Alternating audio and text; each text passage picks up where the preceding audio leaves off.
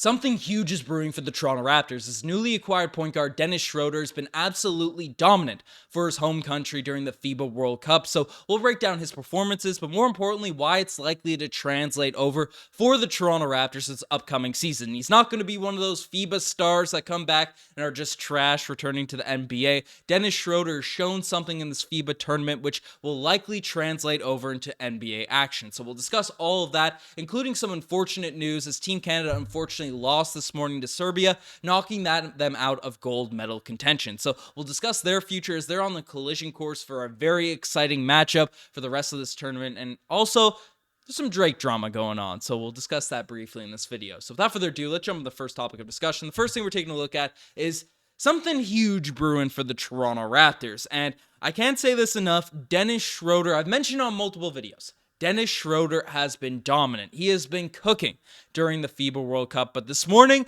Germany, his team, did something not a lot of people expected. Now, I think everyone respects the German roster, the players that they have, a few NBA guys, a few established international players. But going up against the United States in games that matter, knockout, single elimination games, a lot of people had the United States favored, and reasonably, right? They're filled with NBA stars, NBA All-Stars, all that type of stuff. Well, Germany wasn't having it, and they squeezed out a 2-point victory this morning against the United States. And Dennis Schroder, while he wasn't the lead point getter, he's definitely been the leader of this team and was the leader of the squad during this matchup. And Schroder in this one was, like he has been this entire tournament, remarkably efficient, putting up in this game, for the team Germany. They have Tice, they have Wagner in there, but Dennis Schroder ended up having 17 points, 9 assists on 7 of 13 shooting from the field, and playing solid defense and just really dictated the pace for Team Germany and just did everything out there that you want to expect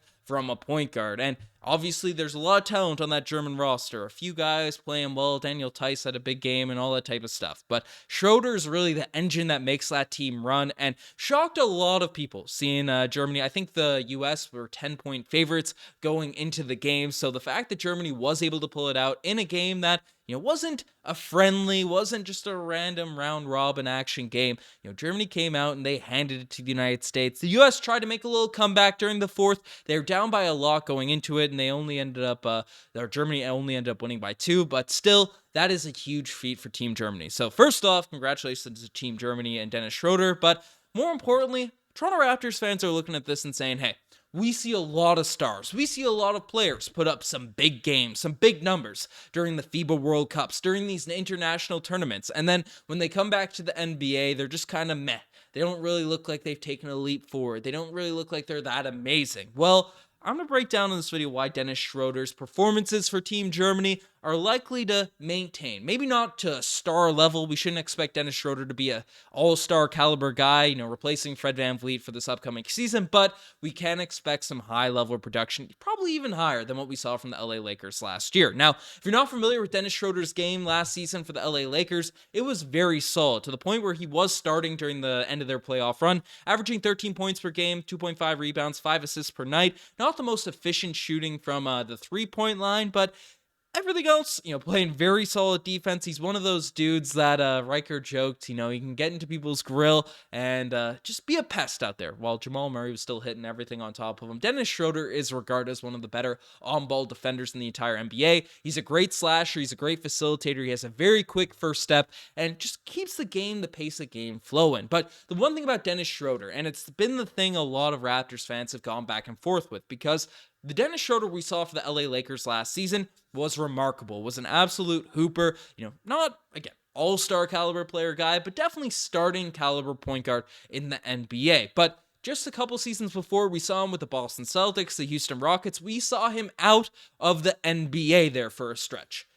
What happened there? Because when he was with the Oklahoma City Thunder, he was the sixth man on that group with Chris Paul and Shai Gilgeous-Alexander, making a shocking playoff run that surprised everyone, right? Then ended up going to the LA Lakers, and it was rumored midway through that season, the Lakers offered him a max contract, or a max in terms of what he was able to receive, a max contract extension he turned down. He's otherwise claimed that wasn't the case, but no one thought it was irreasonable given the fact the level of performance he was playing for that LA Lakers team before that playoff matchup ended up happening. But then sort of fell off a cliff. And I think the main reason why, because during that LA Lakers playoff run, confidence was an issue. He's roasted. He was thrown out to the mainstream media that, hey, Dennis Schroder is bad. He's not very good. Then the whole bag fumbling situation was out there regarding Dennis Schroder. And then he just didn't look like the player with the same amount of confidence for the Boston Celtics, for the Houston Rockets and these teams, and then fell off a little bit. Now, what happened? What happened to Dennis Schroder in the past, which really set him back on track into making an upswing in his NBA career? In fact, it was playing for Team Germany. It was out there putting up these ridiculous stat lines, and the Raptors actually almost acquired him midway through. I'm not sure if it was last season or the season prior. I believe it was the season prior. But basically, he was playing for Team Germany, putting up some solid numbers, and that ended up bringing him back into the league. I'm forgetting if it was last year or the year prior. But basically, Dennis Schroder's performances for his national team of Germany ended up putting him back on course, turning his game back to the Dennis Schroder we saw in his first stint with the Lakers, we saw during the Oklahoma City Thunder. And now we've seen him sort of be on that uprise again. And now after a huge performance, a huge, insane confidence boost you're getting after just leading your country to a win over the United States, we're going to see a Dennis Schroder, regardless of what happens in this championship game against Serbia. Dennis Schroder is going to be coming into this year with insane confidence, and he also has an opportunity to be the starting point guard for the Toronto Raptors from day one for this upcoming season. So there's a huge opportunity for Dennis Schroder to be given a massive role with this Raptors team, and he's coming in. We know he has the skills, but confidence is always the big thing for Dennis Schroder. So forget, the different types of style basketball. Forget him being the 1A option on the German team and all that type of stuff.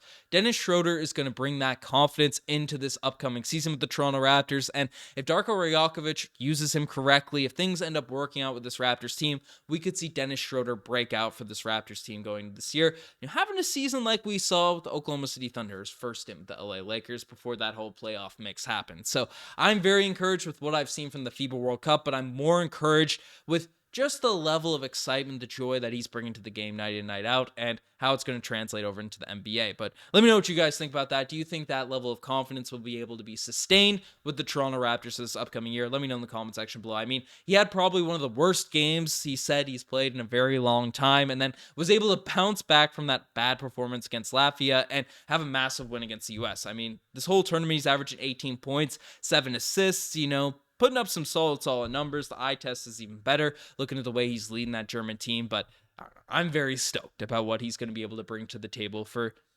Toronto Raptors this upcoming year. But unfortunately, the other team that a lot of fans of this channel, listeners to this podcast, have been watching over the course of the summer is Team Canada. Unfortunately, while Slovenia was the more hyped, the more high-profile matchup as we ended up facing Luka Doncic, but we had to get through Serbia in order to get to the gold medal game and face Dennis Schroder in the championship of this FIBA action. But unfortunately, the early rise wasn't worth it for a lot of Canadian fans as Team Canada just couldn't pull out a W this morning against Serbia. And it's unfortunate because Shea has been carrying us this entire tournament. He wasn't horrible by any means in this game. I've seen a few people criticize there, but I think that's unwarranted. Shea in this game, 15 points.